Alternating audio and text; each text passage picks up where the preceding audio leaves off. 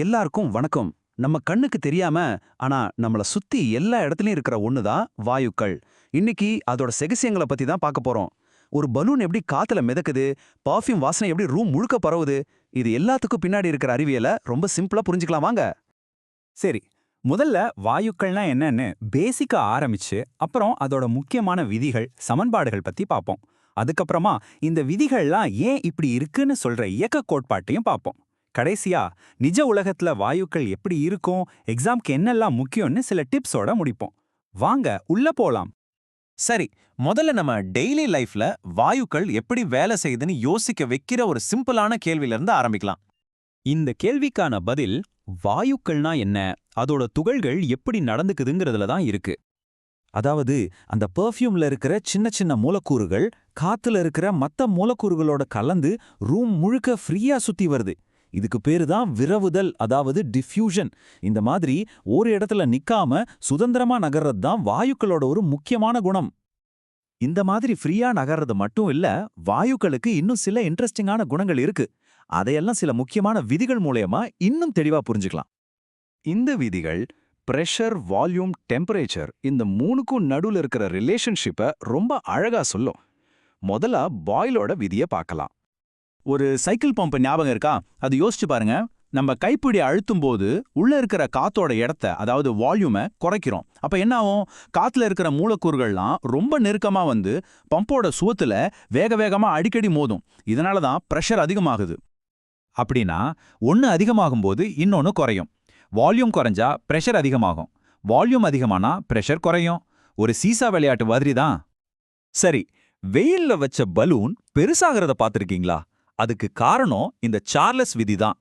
Temperature அதிகமாகும்போது balloon உள்ள இருக்கிற காத்து மூலக்கூறுகளுக்கு எக்கச்சக்க எனர்ஜி கிடைக்குது.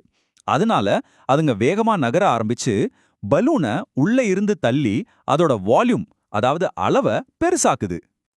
சொல்லப்போனா டெம்பரேச்சர் எந்த அளவுக்கு அதிகமாகுதோ அதே அளவுக்கு வால்யூமும் அதிகமாகும். ரெண்டும் ஒன்னோட ஒன்னு நேரடியா சம்பந்தப்பட்டது. இதே மாதிரி தாங்க லூசாக்கோவோட விதி என்ன சொல்லுதுன்னா, ஒரு பாத்திரத்துல இருக்கிற கேஸை சூடு பண்ணா அதோட பிரஷர் அதிகமாகும்னு சொல்லுது. நம்ம வீட்ல இருக்கிற பிரஷர் குக்கர் இப்படி தான் வேலை செய்யுது. அடுத்தது அவகாட்ரோவோட விதி. இது ரொம்ப சிம்பிள். ஒரு பலூன்ல நீங்க எவ்ளோ காத்து ஊதுறீங்களோ அவ்ளோ பெருசா அது ஆகும், அவ்வளோதான். இந்த 4 விதிகளும் தான் வாயுக்களோட அடிப்படை. ஓகே, இப்போ ரொம்பவே ஒரு இன்ட்ரெஸ்டிங்கான பகுதிக்கு வந்திருக்கோம். நாம இப்போ பார்த்த இந்த தனித்தனி விதிகளை எல்லாம் ஒன்னா சேர்த்து எப்படி பவர்ஃபுல்லான சமன்பாடுகளை உருவாக்கலான்னு பார்க்கலாமா?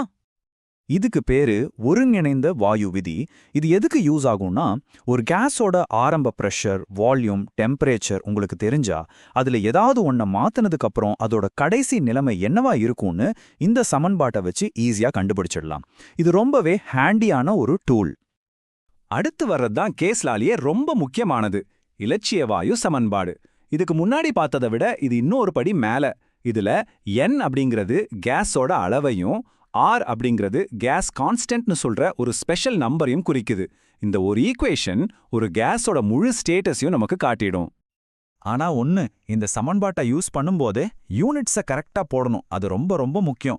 பிரஷர் ஏடிஎம்லயும், வால்யூம் லிட்டர்லயும், டெம்பரேச்சர் கண்டிப்பா கெல்வின்லயும் இருக்கணும்.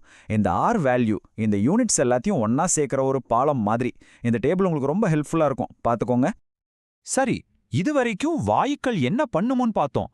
ஆனா அது ஏன் அப்படி நடந்துக்குது, அதுக்கு பின்னாடி இருக்கிற தியரியை தான் இப்போ நம்ம பார்க்க போறோம். இந்த இயக்க மூலக்கூறு கோட்பாடு ஒரு 5 சிம்பிளான ஐடியா அடிப்படையா வச்சிருக்கு.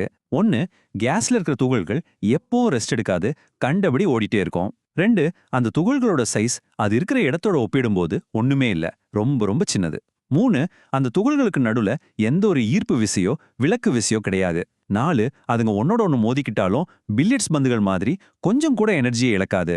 கடைசியா 5வது பாயிண்ட், அதோட சராசரி வேகம் டெம்பரேச்சரை பொறுத்து தான் இருக்கும். சூடு அதிகமானா வேகமும் அதிகமாகும். இந்த 5 அனுமானங்கள் தான் நம்ம இதுக்கு முன்னாடி பார்த்த எல்லா விதிகளுக்கும் காரணம். ஓகே, இந்த தியரி மூலமா கேஸ் துகள்களோட வேகத்தை பத்தி என்ன தெரிஞ்சுக்கலாம். அப்புறம் நாம இதுவரைக்கும் பேசிட்டு இருந்த ஐடியல் கேஸுக்கும் நிஜமான ரியல் கேஸுக்கும் என்ன வித்தியாசம், வாங்க பார்க்கலாம். இதை இப்படி சிம்பிளா யோசிங்க. ஒரு பவுலர் கிட்ட டென்னிஸ் பால், கிரிக்கெட் பால் ரெண்டையும் கொடுத்து ஒரே அளவு பவர்ல வீச சொன்னா எந்த பந்து வேகமா போகும்? கண்டிப்பா லேசான டென்னிஸ் பால் தான், இல்லையா? அதே மாதிரி தான் ஒரே டெம்பரேச்சர்ல வெயிட் கம்மியான ஹைட்ரஜன் மூலக்கூறுகள் வெயிட் அதிகமான ஆக்சிஜன் மூலக்கூறுகளை விட ரொம்ப வேகமா நகரும்.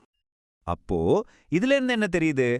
ஐடியல் கேஸ் அப்படிங்கிறது ஒரு பெர்ஃபெக்ட்டான மாடல், அவ்வளோதான். ஆனா ரியல் லைஃப்ல கேஸ் துகள்களுக்குன்னு சின்னதா ஒரு வால்யூம் இருக்கு, அதுங்களுக்கு நடுவுல ரொம்ப வீக்கான ஈர்ப்பு விசையும் இருக்கு. சாதாரண பிரஷர் டெம்பரேச்சர்ல இந்த வித்தியாசம் பெருசா தெரியாது. ஆனா பிரஷரை ரொம்ப அதிகமாக்கும் போதோ இல்ல டெம்பரேச்சரை ரொம்ப குறைக்கும் போதோ இந்த நிஜ வாயுக்கள் நாம படிச்ச விதிகள்ல இருந்து கொஞ்சம் விலகி போக ஆரம்பிச்சிடும்.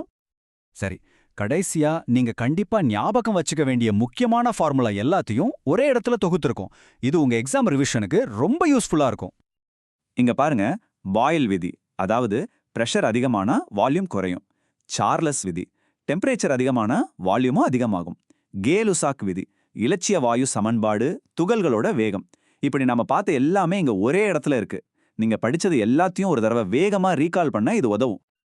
நாம இன்னைக்கு பார்த்த இந்த விதிகள்லாம் வெறும் புக்ல இருக்கிற ஃபார்முலாஸ் மட்டும் கிடையாது. நீங்க வாங்குற ஒவ்வொரு மூச்சு காத்துல, வானத்துல மிதக்கிற மேகத்துல, கிச்சன்ல எரியிற அடுப்புல எல்லாத்துலயுமே இந்த விதிகள் வேலை செஞ்சுட்டு தான் இருக்கு. இதுதான் அறிவியலோட அழகு. அது நம்மள சுத்தி இருக்கிற உலகத்தை இன்னும் ஆழமா புரிஞ்சுக்க வைக்குது. அடுத்த முறை சந்திக்கிற வரைக்கும் யோசிச்சுட்டே இருங்க.